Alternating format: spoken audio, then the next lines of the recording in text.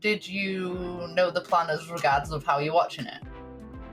I think I've never ever messed with streaming on Discord ever. So we decided against that because then you can't see the reactions. Oh, okay.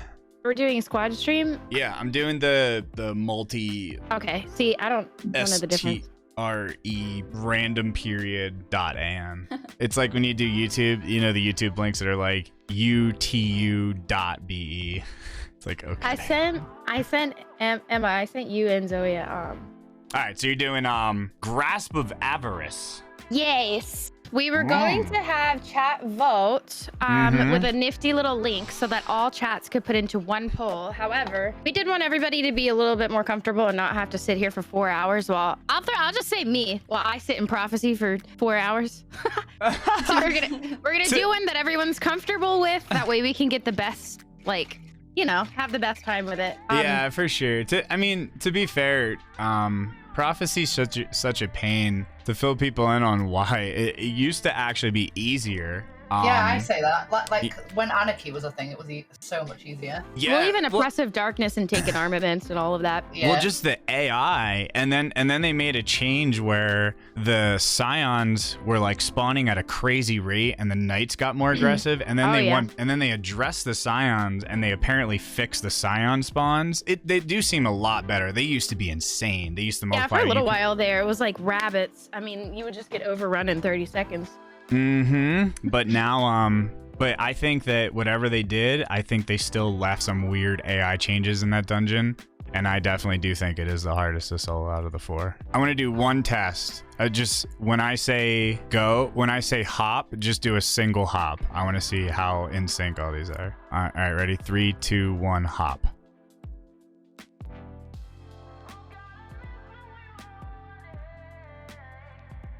All right.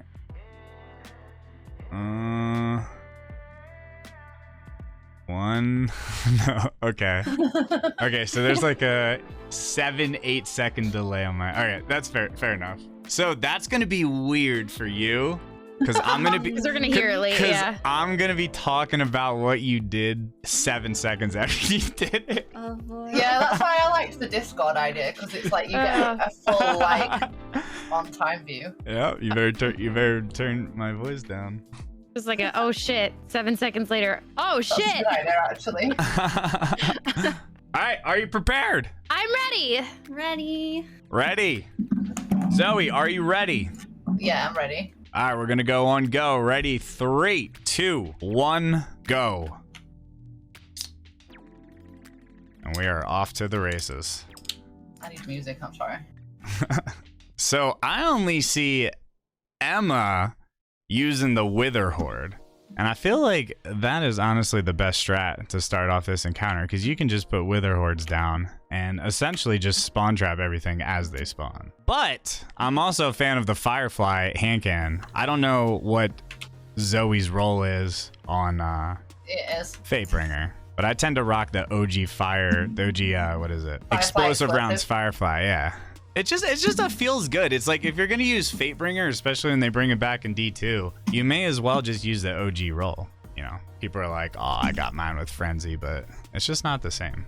So I think this encounter takes like what, 60 engrams to fill up?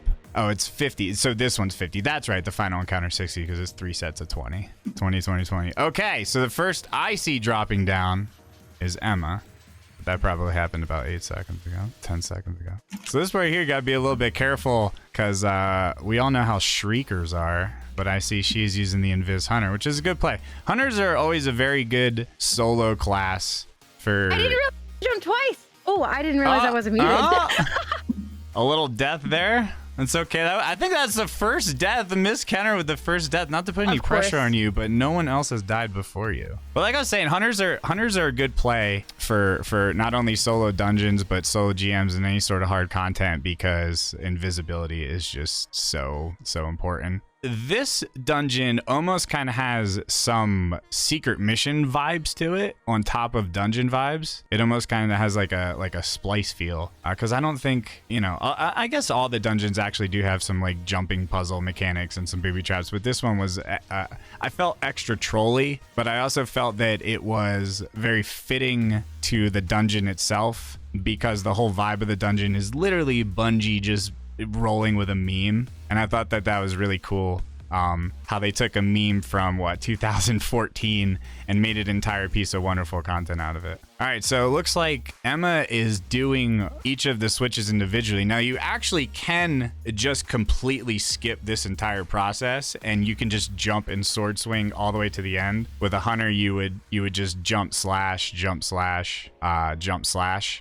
And you can actually make it all the way to the end one that she just did right there, and then you know, it bypasses all the middle switches. And then all three. I was gonna say all three were to the next area. MsKenner had a little bit of a fall there. MsKenner, how are you? Something with my DPI is. And I've been struggling since I started. I don't know. The buttons on my mouse aren't changing the DPI settings. Some people are really strong with like jumping puzzles. It's funny, during any sort of like day one clears for raids or dungeons, I get super shaky whenever I have to do like jumping puzzle sections, because nobody wants to be that person that, you know, falls down during the end of a jumping puzzle. So something that can actually happen here at the part where the wizards are coming out and spawning is I call them whiz jizz puzzles, and they can actually spawn a whiz jizz bubble in the air as you're jumping on you, and it will steal all of your mobility and your jumps, and it can cause you to fall to your death. So I'm usually pretty careful with taking them out. I don't think anybody has been killed with any sort of spike or traps yet. All right, so it looks like Emma is still in the lead, going up the trolley stairs with the, I guess, giant barrel rolling down and coming up to the first boss. And this is where I think a lot of people struggled with their first solo, the ogre boss. Ogre boss can definitely be a big pain. The ogre honestly beams you. That void beam, even with like concussive dampener and void resistance, still does a lot of damage to you and can take you from full health to 0 health, even with protective light, very quickly. All right, so it looks like Emma's gonna go with Sleeper, of course, as expected. Sleeper is actually really good on this guy. I mean, Sleeper's pretty much good for this entire dungeon. It'll be interesting though, do we get the rocket launcher meta next season? And will G-Horn be even better? A lot of people seem to think that we are gonna get a rocket launcher meta. Emma is gonna approach the orbs, because there's a couple ways that you can do this. You can collect all of them on one side, and then you can immediately shoot the next one, and you can go for all 25 at once. Or you can grab, let's say, 13, bank, and then grab another 12, which would be safer, but slower. But Emma does have a pretty good lead by about, I would say, a minute and a half. MsKenner dodging the barrel of death, and Zoe also on the ogre fight. Everybody is officially on the ogre encounter, and let's see how this goes. So ideally here, we do have we have 1 warlock and 2 hunters. So the warlock, Zoe's gonna benefit heavily from the warlock's damage. So the warlock is pretty much gonna be, you know, ideally you want to get a 2 or 3 phase for sure, and with well, it does make it very, very manageable. The hunters are gonna be a little bit tougher. A 2 phase would be, you know, pretty outstanding, but that's definitely tough with a hunter. But I guess we'll see here. Warlocks are another really good solo class for this though, because the mechanic with the supers is actually extremely overpowered. I think it's a cool mechanic though. I don't think we've seen anything quite that strong when it comes to super regeneration mechanics in any sort of dungeon. I mean, the fact that you can essentially just spam supers for the entirety of the dungeon is really nice. And when you're a warlock and you just have unlimited wells, I mean, well is completely broken and trivializes a lot of solo content in the game. So I think it is the strongest character for the solo. So I agree with Zoe's pick, but hunters have good survivability as well. All right, so Emma's here on the DPS. Damage is definitely looking pretty good. So that is a 4 phase damage right there for sure, with a little bit of wiggle room. So as long as she does that 3 more times, That is a crispy 4-phase kill. And then we have Miss K also on damage. Let's see if she can get a quarter as well. And Zoe. So it looks like the lead has definitely dropped down a little bit. Emma still has about a 20 to 30 second lead. And we did have an unfortunate death there. Zoe did roughly about a quarter health as well. Seems that ogre bosses and dungeons are always a pain in the butt. This started with the very first dungeon, Shattered Throne, with Vorgith. I always have to think, is it Vorgith or Morgith? Morgith. Because that was the big barrier for a lot of people when people went for solo Shattered Throne, was Vorgith. Vorgith was just eating people alive. But that was a tough fight for Shattered because you were under time constraints. You know, whenever you picked up one of the orbs from the witches, you had a timer that was counting down that would kill you if you weren't aggressive enough for all the entertainment to kill the next wizard. Yeah, these side rooms, I have an argument which one I think is the hardest. The upper room or the lower room. I think the room with the stairs is actually a little bit easier because there's different layers and there's a lot more cover to take. Whereas the other room, you know, you're pretty much on the same level as all of the enemies. But the orb mechanic does make it really nice because you can pretty much fly in there with a super freely, pick up 10 orbs, and then you get your super back immediately. So you can essentially just spam your supers in those rooms. And we have Zoe here on the next DPS phase. Could be a kill here. Let's see. It's going to be really close. Looks like she ran out of sleeper ammo, which is pretty unfortunate. Oof. If she had sleeper ammo there, that definitely would have been a 3-phase. So a little bit unlucky on the ammunition. So Zoe will have a real easy, probably 3 shots away for a 4th phase. But yeah, you can see there, once again, the power of the well in this encounter. Burden is such a tricky mechanic that will actually sneak up on you. Has killed me many times. It's very easy to forget to pocket, you know, one of your engrams and to just be sitting on one stack of burden and you don't even notice it before it's too late. I think it's interesting how Bungie chose to not clear all of your stacks of burden once DPS starts and to keep them on you. A lot of times Bungie will have mechanics in their dungeons and their raids where whenever there's like a debuff on you or a stack on you and you complete the said mechanic, it will completely wipe everything clear from you. An example would be Prophecy, where when you pick up orbs in the cube encounter and then you teleport to the next room as the cube rotates, you will actually lose all the orbs that you picked up. Motes, I'm sorry. And in this dungeon, they actually do not do that. All right, and then here we go. This will be a free kill for Zoe for sure. She has plenty of sleeper ammo. All right, and Zoe is now in the lead by, let's say like a minute and a half here, it looks like. And she's gonna head to the Sparrow encounter. And I was kind of excited to see this because this encounter is another huge barrier for a lot of players in their solo flawless. It is stressful. There's a lot of stuff that can kill you. We all know that D2 Sparrows are super weak, and it just takes, you know, 2 sniper shots and you're dead. So let's see how Zoe does here in the Sparrow section. Can be scary whipping through these points in the Sparrow. You actually can just hold your gas and go all the way through, but sometimes when you feel that the pressure's on, you might release the gas a little bit just to be sure that you get that 100% completion. Emma also on the way to the Sparrow section. Zoe's timer's looking pretty good. As long as you hit that last ring with about 12 seconds, you can make it pretty easy. Now, Zoe's taking the left route, which I think is the sketchier of the two because you get a much more direct route going on the right side, and even though the left side actually does have an extra timer extender, the right side will actually take you in faster. Zoe almost threw that there. But good play. A little bit of sketch on the fall, and she's looking a little bit exasperated. All right, that was a really good DPS phase by MsKenner. That is well over a quarter. So that'll secure a 4 phase for sure. She just got to keep it up. And Emma with a little bit of a yikes there on the Sparrow section. Let's see how this turns out. This one's going to be really close. I don't think she's going to get this one. I would be surprised. Yeah, just barely. So that is, I believe, Emma's first death. Yeah, so the worst RNG on the first servitor is definitely the one all the way up at the top. Because that means that no matter which direction you take, right or left, you have to take multiple cannons or do multiple levels of platforming just to even get to that area. And with the servitor encounter, you're going to see a lot of supers.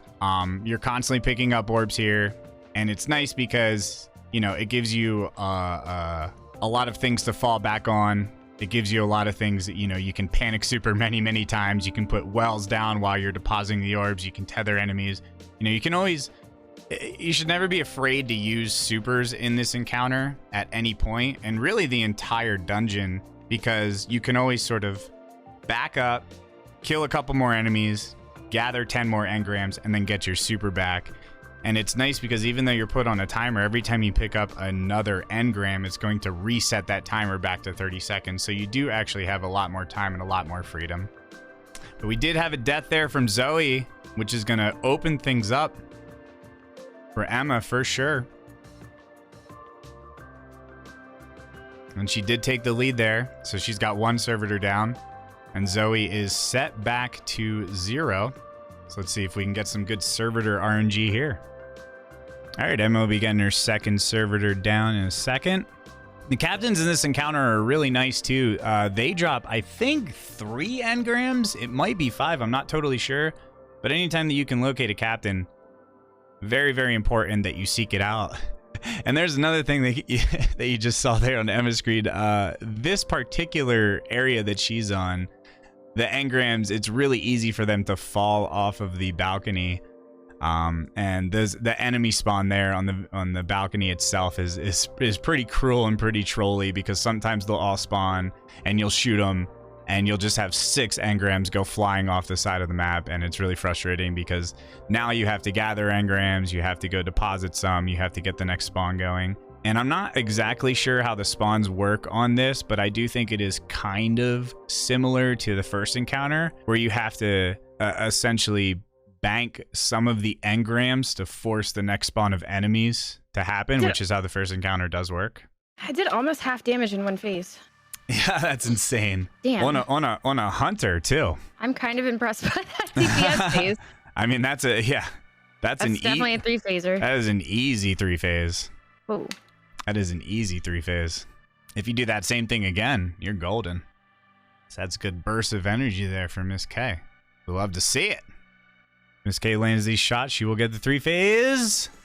Can we get a 3-phase? 3-phase done. Let's go. There we go. There we go. And there's the sweaty Sparrow encounter. Let's see. I think it's really cool how Bungie started putting Sparrows as encounters in dungeons and raids. I guess the first time we saw this was Scourge, right? I don't think that it was actually considered in a competitive encounter until Scourge of the Past. Meaning, what I mean by competitive encounter is it is a required part to complete on your Sparrow. We're just going to blame D2 Sparrows on that one. If that was a D1 Sparrow, that's it. All right, and this is probably the biggest lead we've seen yet. Emma is at the final boss room now. And Zoe has just shot the 3rd servitor, so she still has to do an entire clear, which can take some time here.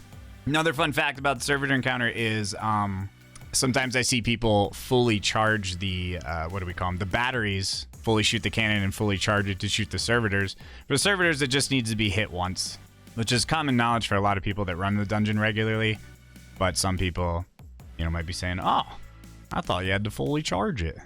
The charging mechanic is only for releasing engrams or opening doors. Something that is essentially opening like a trap door or a door that you're going through. So, I have thoughts about this final boss. This is one of my least favorites to solo for one reason, and one reason only. And you can probably guess why. I cannot stand freaking Parrot Boy, Parrot, what is his name? Parrot Shank. What do they call him in the game? R Matey, right? Because I think the Shank's name is actually R Matey. Yeah. And then I don't know what the first mate is, but essentially, you know, following along with like the lore and the meme of the dungeon. Now, I'm no lore master by any means, but you have like the loot pirate, and then you have his first mate and his parrot, and that's what those two majors are. And I swear to God, both of those things have more freaking health than the boss, and they're so annoying to kill solo.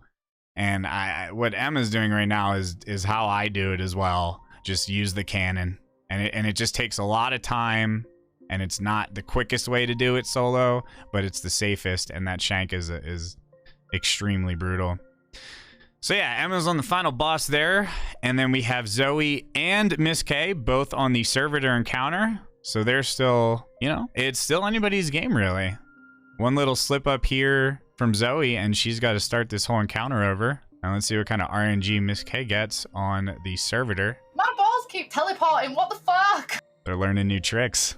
But once you get these two enemies dead on the final boss, everything is a lot more relaxed.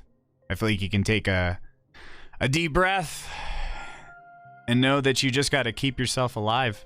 You can abuse and utilize your supers very heavily in the final boss room. You have to bank 60 motes, which means 6 supers can be obtained, which is insane. And that's why I think that this final boss is a little bit in the middle range when it comes to difficulty compared to the other dungeons or compared to the other bosses across all 4 dungeons, just because of your ability to be able to utilize your super so often and so frequently. But there's a couple different strategies you can use here to collect orbs, or engrams, I'm sorry. You can collect them on both sides. You can collect them on one side. You can go around on all 3 sides. It really depends how the player is going to clear the enemies on each side. Yeah, ammo doesn't really seem to be a big issue. I think throughout this entire dungeon, I feel like the ammo seems pretty balanced with how they drop. There are just a constant supply of enemies as they do keep spawning because of the engram mechanic. So maybe that could be it, is the fact that there are so many enemies. All right, MsKenner taking down the first shield. Zoe's still working on the 4th one. So there is definitely a gap to be closed here. And Emma still seems to be working on... I fired the ball to the wrong place, so I'm having to do it again. Oh no. Yeah, that's the worst thing. And there used to be a bug where if you launch the 3rd servitor into the abyss and missed and it fell down, that your next, or I think it was 3rd or 2nd, your next servitor would actually cause a crash of your game, and it was horrible. And it was pretty much guaranteed. I'm pretty sure it was 100% success. So it was ruining a lot of people's solo flawless runs, but Bungie did patch that pretty quickly, so good on them. I think it's nice when they address issues like that are holding people back from getting solo flawless, because they design dungeons around the solo player. They do. Dungeons are designed to be soloed. And I think that's cool. I think it's neat that Bungie's recognizing solo achievements in the game.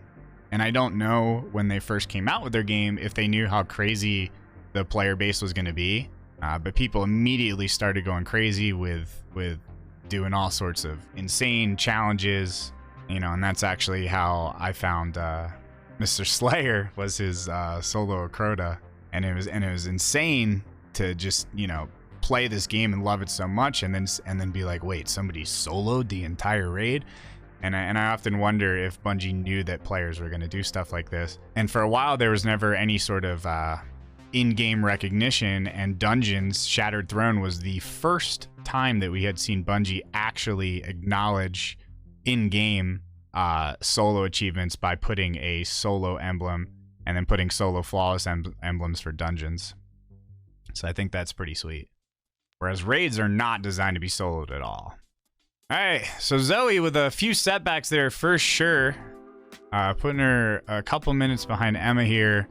And then we have MsKenner, not too far on Zoe's heels. Halfway down, 2 more servers to go.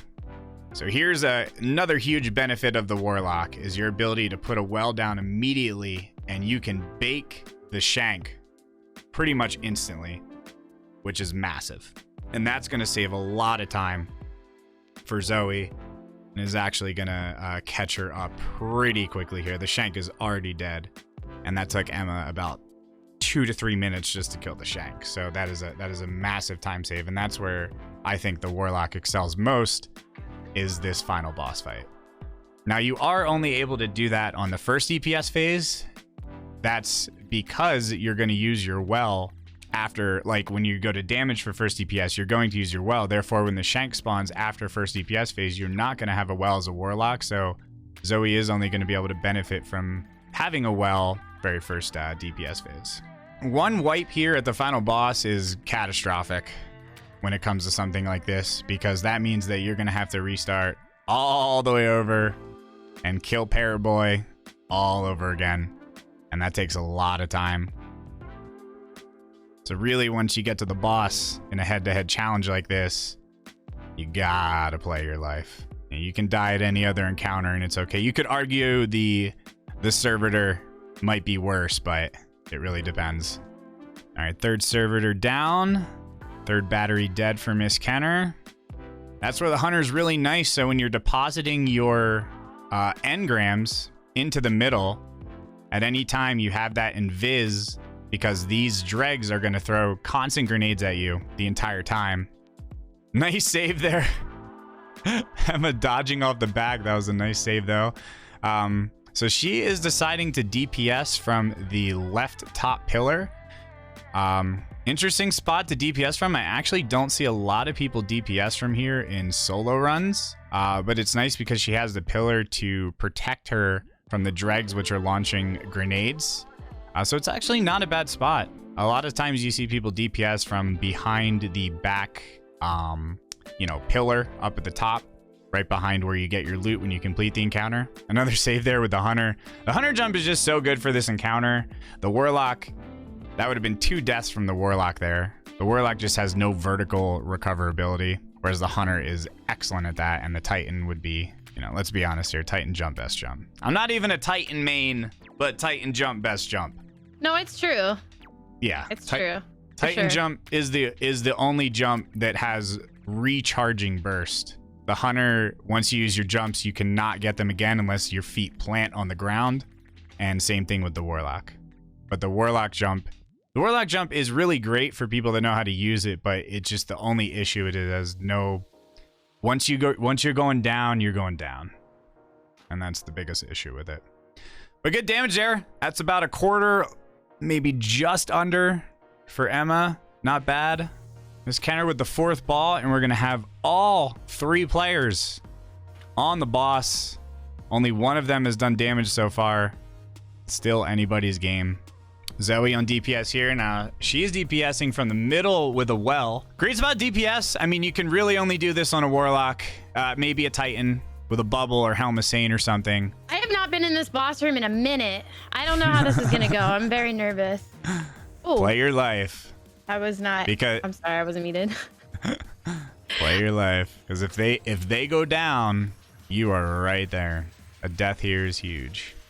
All right, so that is excellent damage from Zoe. That is over a third. So that is a free 3 phase as long as she doesn't die. Now, here's what I was talking about earlier: is Zoe is not going to be able to just nuke the shank because she just used her well for DPS. So this is where she's, essentially on the same level with Emma when it comes to getting the next phase started. And this is just a little bit of a brutal process, but it kind of tests your patience, keeps you in check, and makes sure that you don't get lazy. Because getting lazy here equals death. Another fun fact, this fight, the Vandal, the big Vandal, the major Vandal, the captain's Vandal, the one in the middle, with the health boss, the raid level health, he will actually steal engrams. So when you drop engrams on the ground, he will target, I don't know if it's the closest ones to him, but he will target all 3 sides, and he will jump over, and he will actually absorb and eat the engrams, which is hilarious. So he actually has a purpose. The shank is just there to piss you off and shoot you, just to be annoying. Yes, he is a pirate for sure. Nice well there by Zoe. And this is going to make clear in this thing. So that was a smart play. That was a smart play by Zoe. So what she did there is she instead of killing the Shank, she targeted the Vandal with the cannon, grabbed the cannon, spawned engrams, and then ran to middle. Risky, but smart, because that's going to give her that's just going to increase her speed tremendously. Plant a well in the middle and then use the well to nuke the Shank. So now she has both enemies dead, and she's already banked multiple engrams, and she's about to shoot and bank her second set. So she has a pretty good lead here, actually, on both damage and time. And if we go to Emma, it looks like she is still working on the two major enemies. All right, and that should clear out the Vandal in the middle for Emma. And I didn't see if the Shank had died. I'm pretty sure she targets the Shank first, so I believe both enemies are dead in the middle, but we will see here in a second. It appears as if everything is dead, and she's got the cannon here. And we have Zoe taking down the Vandal, and that'll give her 10 more engrams. I'm not sure what her total count is, but she's going to be pretty close here to the full 60 for DPS. It is 60 once again. Every time you shoot one of the reactors, it will drop 10 on each side.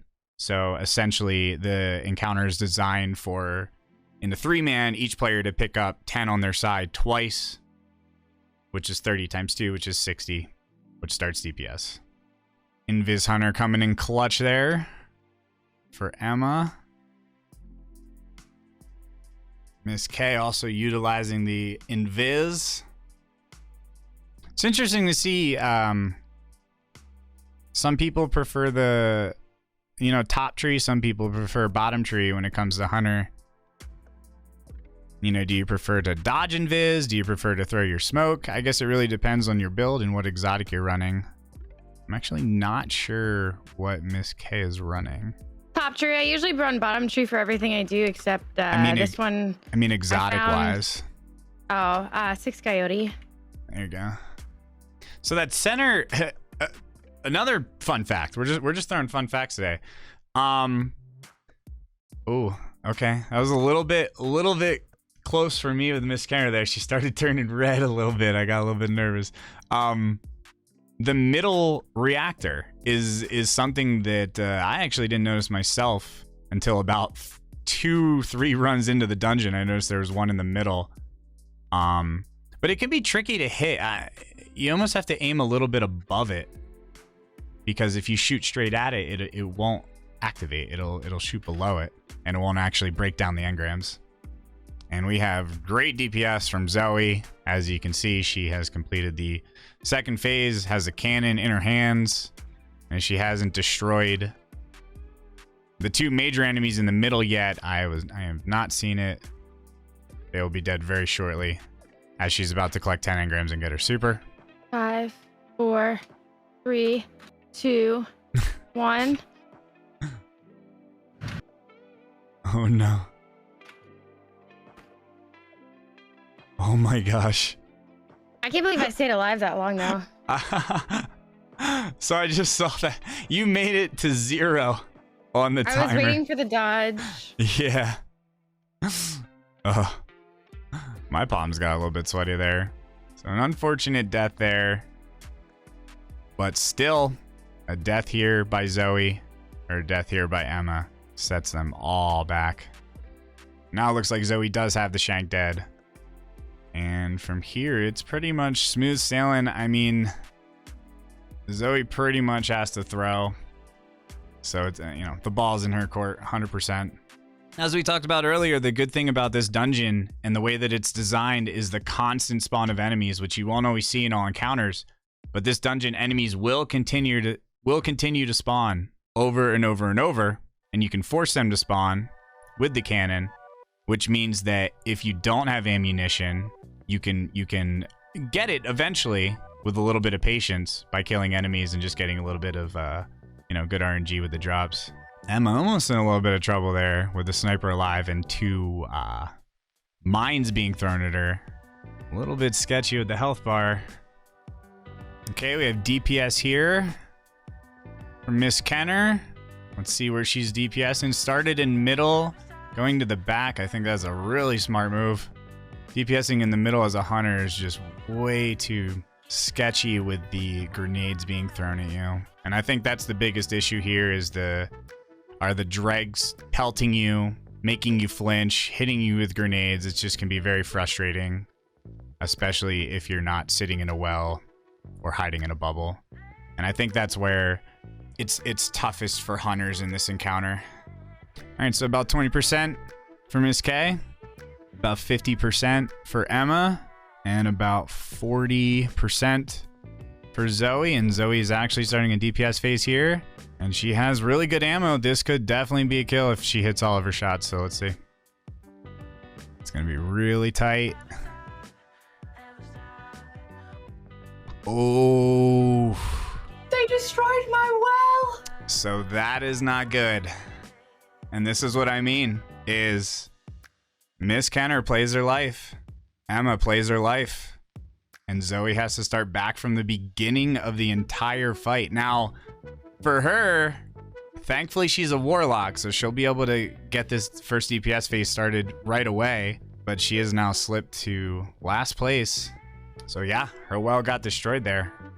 Even with a warlock, DPSing in the middle is just a very risky move. And we do have another death there from MsK. So we have Zoe and MsK both essentially restarting the fight here. MsK just a little bit behind Zoe now, but it is still anybody's game. Not to try to jinx somebody else here, but Emma does have 2 more DPS phases, but if she does throw, it's going to set her back at the beginning. Oof, okay. Well, this just got interesting. This just got interesting. Now, I'm not going to say I jinxed 2 people, but all 3 gamers back at the first DPS phase. I think it just comes down at this point. It's clear that they can all get the DPS and do damage, but it's also clear that they can die. And I think it just comes down to who's going to get this done and stay alive. Who's going to play their life? Who's going to not take, unnecessary risks? So now I just got to jinx MsK. So we're just going to wait till MsK gets down to half health and then I'll say something. I think I've jinxed myself enough already. Yeah, are you in last place? Nope. I just died. So did Emma. I think I died after her. Cool, jinxed. Now we can move on. So Zoe's the first here to get DPS, as expected, with the ability to clear the major enemies in the middle pretty quickly. Not quite as good as the first time through, but a little bit over a quarter for sure.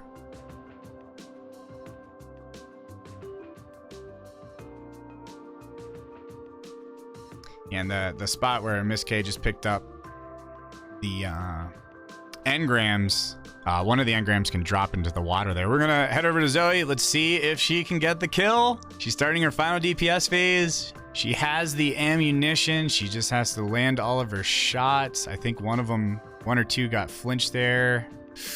Ooh, this is going to be really close. Oh, unlucky. She's alive. But the boss is definitely at a little noodle of health. So as long as she makes it to a DPS here, it's pretty much a W. I think one of the reasons this game is so popular and just continuously played is there's a lot of very satisfying things in this game. It's, popping the head off a dreg, shooting the head off an acolyte, enemies running into your grenades. It's a lot of feels good moments when it comes to shooters. And I think that this game excels so heavily in those moments, just the gunplay in general. The gameplay just feels really clean and really crispy, and I always applaud Bungie on that. I think they did such an amazing job when it comes to gameplay. I mean, if this game didn't feel as good as it did to shoot the weapons and use your abilities, it wouldn't be near the game that it is today. Oh, Zoe with a tragic death again. The boss had a noodle of hair. We just missed during that Emma with another DPS, roughly about 35%, a little bit less than a third maybe. So that's gonna be really hard to get that damage on a hunter, but it is very possible. Very possible. We saw Miss K earlier do almost half the health on the ogre with a hunter. So it is there. It just comes down to, are the enemies clear? Is she getting flinched? And is she landing her headshots with sleeper? And does she have the ammunition? Tragic death by Zoe though again. All right, so we have Miss K at about 20%. 20% health gone. And then we have Zoe about the same as usual, about 33% gone. And then we have Emma, who, if she really pops off and has the ammo to do it, she can definitely get the kill here, but it's gonna pretty much have to be perfect. And I think she really has to make sure that wherever she DPSs from, that there's no ads flinching her, because really any missed shots caused by flinch would pretty much force her to do an entire next phase. All right, here we go. We have DPS. Let's see.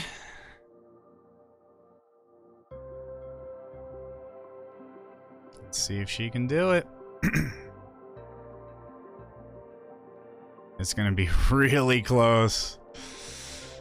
Oh, this is gonna be so close.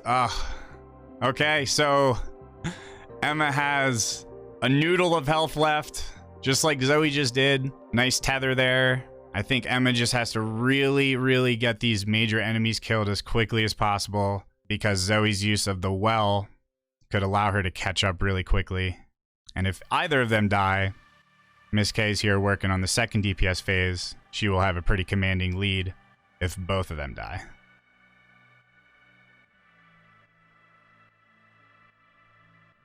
Zoe deciding to throw the nade instead of the heal. Let's see if that bites her. Warlocks do have the double heal though. She got the rift. Okay, this is DPS. If Zoe has the ammo, this could definitely be the kill, so we're just gonna stay here. She has a lot of sleeper. This is gonna be really close, but I think she's gonna be able to finish off with the fusion rifle. It's gonna be really close. This is gonna be so close. Oh no. And there you go. Zoe got the kill. GG's! GG! I'm fucked for that! Holy fuck! Do I finally get my God Roll Ice Luna for that? Maybe. That's not That bad. was actually ridiculously close. Like, he was about to close up.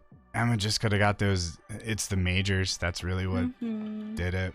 Those things are just so hard to do if you're not a warlock. Hey, yo, chat, let's get some GG's. GG.